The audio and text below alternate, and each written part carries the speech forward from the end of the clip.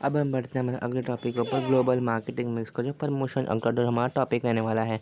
तो प्रमोशन क्या होता है? प्रमोशन जैसे हमने पढ़ा था, promotion comes into a picture when a global company want to communicate its offering to the potential customer, how the organization chooses to promote the product and services directly to their impact on the sales. तो वो culture क्या करेगी? Advertising करेगी, budget set करेगी, ताकि वो क्या कर पाए, लोगों प्रमोशन स्ट्रेटजी बनाएगी ताकि वो अपने प्रोडक्ट को ज़्यादा से ज़्यादा लोगों तक रीच कर पाए।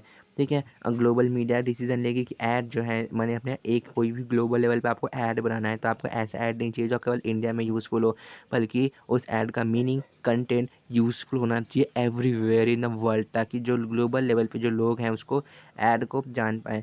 Then comes your ad regulation, choosing the agency को चूज़ करना, एंड अदर कम्युनिकेशन ऑप्शन को देखना।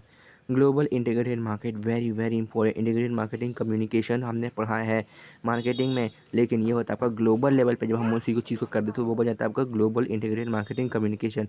एक क्या है? प्रमोशनल मैनेजमेंट है that coordinate the global communication horizontally, vertically and consistently information provide करना टू द कंज्यूमर, ताकि वो जो प्रोडक्ट है वो उसके दिमाग में बस जाए, फिट हो जाए। क्योंकि अगर उनके कंज्यूमर के दिमाग में आपका प्रोडक्ट फिक्स हो रखा है तो वो उसे जब कंज्यूम करेंगे, बार बार परचेज करेंगे, एंड आपकी लॉन्ग टर्म फ्यूचर ग्रोथ और सस्टेनेबल ग्रोथ होती आती है आपके ब्रांड या फर्म की। तो ग्लोबल मार्केटिंग मिक्स में अगर हम पढ़ते हैं डिस्ट्रीब्यूशन के बारे में, तो in order to be a successful global market, the marketer must make the product accessible to the customer at all the cost। Distribution strategy क्या क्या होगी ताकि जो ईजिली जो आपका प्रोडक्ट है वो इम्पोर्ट ओरिएंटेड डिस्ट्रीब्यूशन भी होता है। ठीक है, ताकि लोगों तक रीच कर पाए। इसमें आपका negotiation take place between the producers and middle man and the two customers के बीच में होता है नेगोशिएशन। डिस्ट्रीब्यूशन पैटर्न क्या होता है? डिपेंड करता है मार्केटिंग कैसा है, साइज़ एंड पैटर्न कैसा है कंपनी का, मिडिल मैन कितने इन्वॉल्व हैं। ठीक है, फैक्टर कौन कौन से अफेक्ट करते हैं चैनल ऑफ डिस्ट्रीब्यूशन को। तो the specific target market within and across the country, global goals in terms of the volume, market share, and a profit margin, financial and organization committee, control of length and characteristics of the channel। for application of the 4P, the following illustration हम देखते हैं जिसके through McDonald's के through आपको global marketing में दिखाता हूँ। तो मार्केटिंग एलिमेंट देखो आपका product, McDonald's of the global marketing क्या है? देखो marketing means element standardization and localization. Product में होता है Big Mac and Big Mac आपको जैसे आप मैकडोनल्ड्स जाओगे तो आपको पता होगा कि बिग मैक क्या है, वहाँ की एक कमोडिटी है। ठीक है, और मैक आलू टिक्का पोटैटो बर्गर। ठीक है, ये भी एक कमोडिटी है which we use to get over the McDonald's. अगर कुछ जो गया होगा उसे पता होगा इन चीज़ों के बारे में।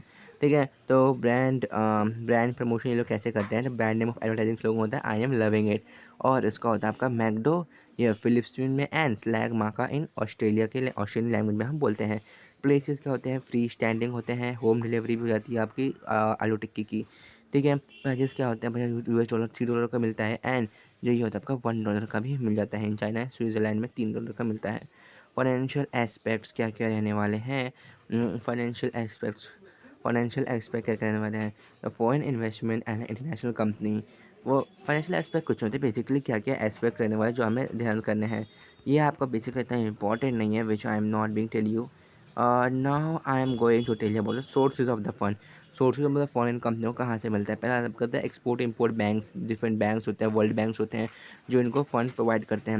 मुझे ना कंपनी के अंदर भी इनको लोन मिलता है, अपने बॉन्ड्स को ये लोग सेल करते हैं ताकि उनको फंड मिल सके। इंटरनेशनल इक्विटी मार्केट होता है या फिर स्टॉक का होता है।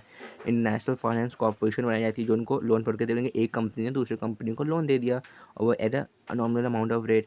Then comes the foreign exchange risk. There are three type of the risk associated with the foreign exchange rate। फिर का ट्रांसफ़र रिस्क। ट्रांसफ़र रिस्क क्या होता है? The risk associated with the exchange rate on a transaction date and subsequent settlement date, sorry the gain and loss arising on the conversion. ठीक है, फिर आता है economic risk. A transaction depend on the relatively the short-term cash flow effect in economic exposure encompasses the long-term effect on the market value of the company। Transactional risk होता है। Transaction risk क्या होता है? Financial transaction risk होता है। The financial statement are usually related into the home currency to consolidate into the group financial statement. It can pose a challenge with exchange rates challenges भी होते हैं exponent में। अगर हम पढ़ते हैं आपका HRM के ह्यूमन रिसोर्स में, एस्पेक्ट्स क्या होते हैं। तो ह्यूमन रिसोर्स मैनेजमेंट में हमने पढ़ा था रिक्रूटमेंट एंड सिलेक्शन। तो इसको भी हम देखेंगे अपने नेक्स्ट पार्ट में।